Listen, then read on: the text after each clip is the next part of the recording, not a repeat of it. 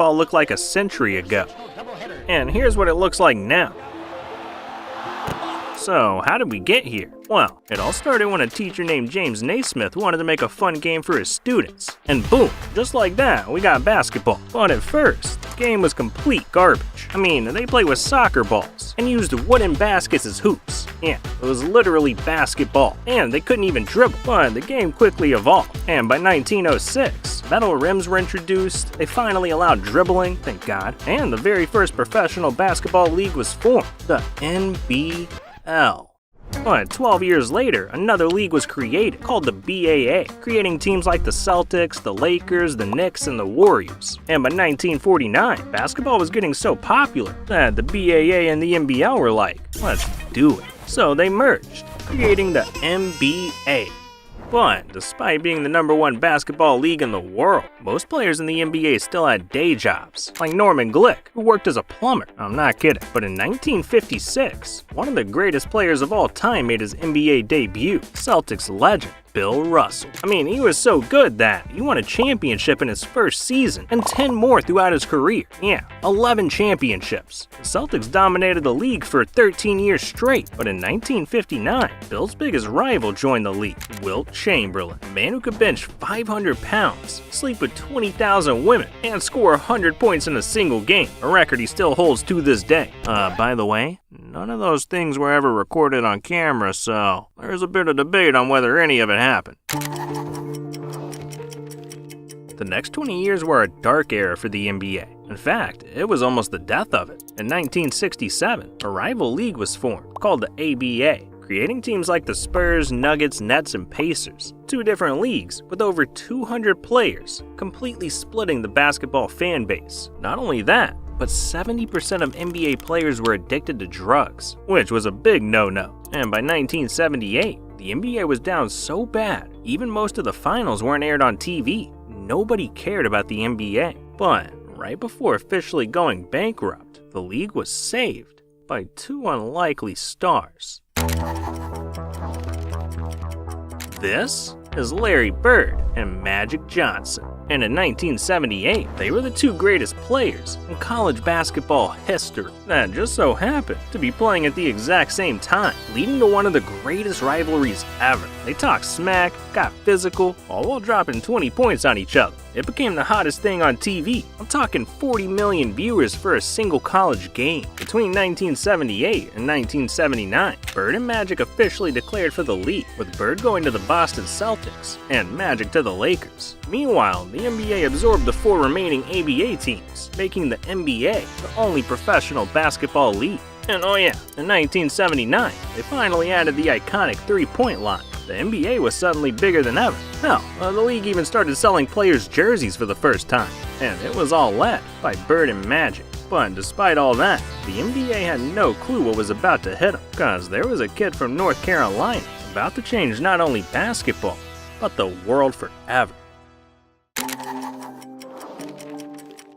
In 1982, a 19-year-old college player was averaging 13 points and 4 rebounds. Nothing special, but it was enough to help bring his team, the North Carolina Tar Heels, to the NCAA championship. And it was during that game that he made a name for himself, because in the final seconds, with his team down 1, he did this. 18. Shot. Jordan. It's over. North Carolina has won the 1982 NCAA championship. Michael Jordan was ready to take over the basketball world. And in 1984, when Jordan was drafted by the Chicago Bulls, he instantly became a star, winning Rookie of the Year and looking like he'd be the face of the game for years to come. But at the start of his sophomore season, Jordan shattered his foot. Meanwhile, there was another player coming out of college, ready to take MJ's spot. This is Len Bias. And the kid was so good, scouts were saying he'd for sure be better than MJ. He was bigger, stronger, and a better rebounder. And in 1986, he was drafted by the Boston Celtics, a team that still had legends like Larry Bird, Bill Walton, and Danny Ainge.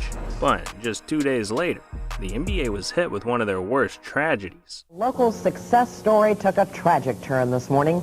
Len Bias, the Maryland University basketball star on his way to becoming a world champion Boston Celtic, died of an apparent heart attack today at Leland Memorial Hospital in Prince George's County.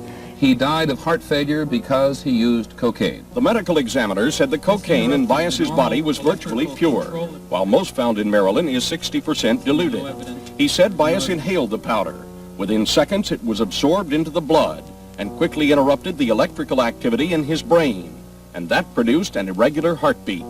Len Bias tragically passed away, and with that, brought an end to the Celtics dynasty. But there was another dynasty right around the corner. Now, a few months later, Michael Jordan returned from injury and literally became the most famous person in the world. He won 3 championships in a row with the Bulls, released the most iconic shoes of all time, the Jordan 1s, and he was so famous, you could recognize an outline of him. Everyone wanted to be like Mike, and it brought worldwide attention. By 1992, the NBA started playing games in countries like China, Germany, and Russia. And for the first time ever, you had legends like Bird, Magic, and Jordan all playing for the USA Olympic team, forming the Dream Team, aka the greatest sports team ever assembled. At this point, basketball and the NBA was at its peak. It was so big, the league even added 2 teams to Canada, but it was all short-lived. Last night, we began the show with the disappearance of Michael Jordan's father. Tonight, the worst fears have come true. James Jordan was found dead, victim of an apparent murder. Jordan was devastated, and being unable to cope with the pain, he officially retired from the NBA in 1993. This left a massive hole in the league, and the Houston Rockets tried to fill it, even winning back-to-back championships. But it just wasn't MJ. So only 2 years after retiring, MJ shocked the world with 2 of the most iconic words in NBA history: "I'm back."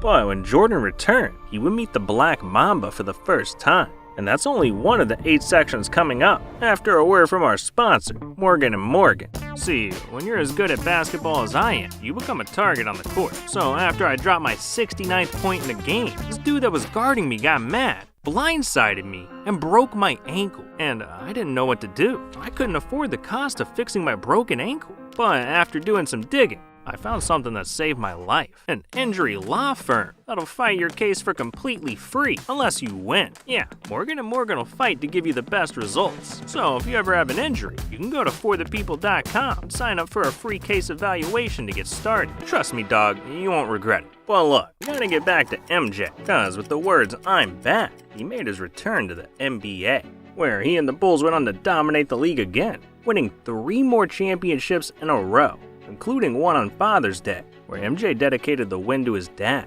It was truly beautiful. But as Jordan's career came to an end, a new era of players were ready to take over. Players like Kobe Bryant, Shaquille O'Neal, and Allen Iverson. They all brought something the league had never seen before. AI redefined how you could dribble and move with the ball. Kobe brought his Mamba mentality, while no one could contain Shaq's size. But the changes went beyond just the court. By the early 2000s, you saw more players with tattoos, they were wearing chains and jewelry. The league had gotten a complete makeover. By the year 2003, Shaq and Kobe were dominating the league. They teamed up on the Lakers, and it won 3 championships in a row. It was a thing of beauty. That was, until their relationship fell apart. Kobe thought Shaq was being a lazy fat ass, and Shaq thought Kobe was mean, so the two ended up hating each other. But all eyes were on a much bigger story. See, there was a player in high school that was more famous than any NBA player. A player that was part Magic Johnson, part MJ, and part superhuman. I'm talking about LeBron James, the most exciting prospect basketball had ever seen. I mean, if the league accepted high schoolers, he would have been playing in the NBA at 16. He was that good. And in the 2003 draft, he was selected by his hometown team, the Cleveland Cavaliers, ready to claim his crown as the king of the NBA. But while everyone had their eyes on LeBron, something sinister was going on in the background. A referee by the name of Tim Donaghy was rigging games for the Mafia,